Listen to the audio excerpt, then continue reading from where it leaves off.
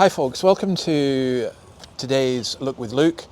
We're still in chapter 1 and we're at verse 38. Just this one verse I wanted to look at. I am the Lord's servant, Mary answered. May your word to me be fulfilled. Then the angel left her. Now as I read that, I'm here in this the memorial garden beside the Hamilton Presbyterian Church. And I'm just thinking about quite a lot of the different things that, Nietzsche called Christianity a slave religion. And as I walk around this area, I'm coming increasingly across people who would kind of despise what we do in one sense, and they would kind of boast how they were free and everything else, and yet I'm seeing them addicted to drugs, addicted to alcohol, and living shallow, sad and empty lives, and yet somehow they think they are free, but they're not free. And then here's this woman who basically says, I submit to you. In fact, when she says, I am your servant, it's possible, I am the Lord's servant, even I am the Lord's slave, she's saying. In chapter 1 and verse 48, basically she says the same thing.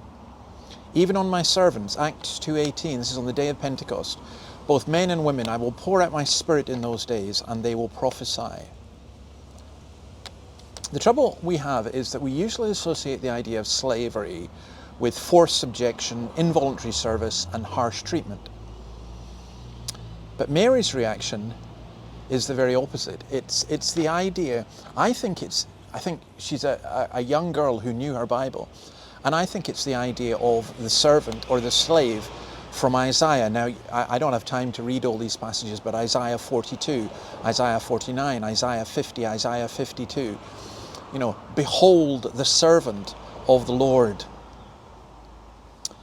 The Margaret Atwood's tales, the Handmaid's Tale, has misunderstood and misdone this. I mean, I think real Christianity actually liberates in a real way, but I think that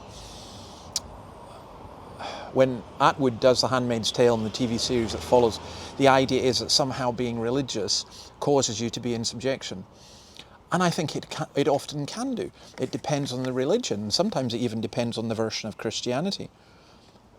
But a handmaid of the Lord, in the best sense, is someone who's ready and eager to do the will of God, not the will of her husband, and who's happy to be used for carrying out that purpose. And it wasn't going to be easy for Mary, was it? Matthew 1:18 and 19 says that she was in disgrace because of that. Notice how when Elizabeth was pregnant, her disgrace was taken away. When Mary was pregnant, her disgrace came upon her. But,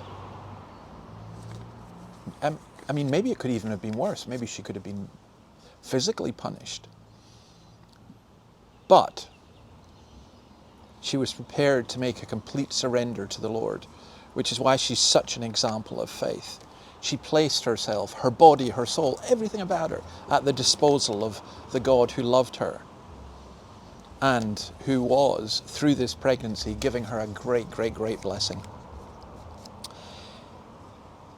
Mary's not given us as an example. This is describing the story, but she also is an example, isn't she, of how we can trust the Lord with everything that we have, even when it doesn't look advantageous to us, because we know of who He is, we know He is good, we know His purposes are for good. I guess that's what keeps me going, and that I hope it's what keeps you going as well. So I hope it's not too noisy here with all the traffic going by, but we will probably go back into the church or into the office tomorrow. But until then, let's be thankful for this teenage girl who so trusted the Lord that she gave everything to Him, and because of that, we have Christ. God bless you. Bye.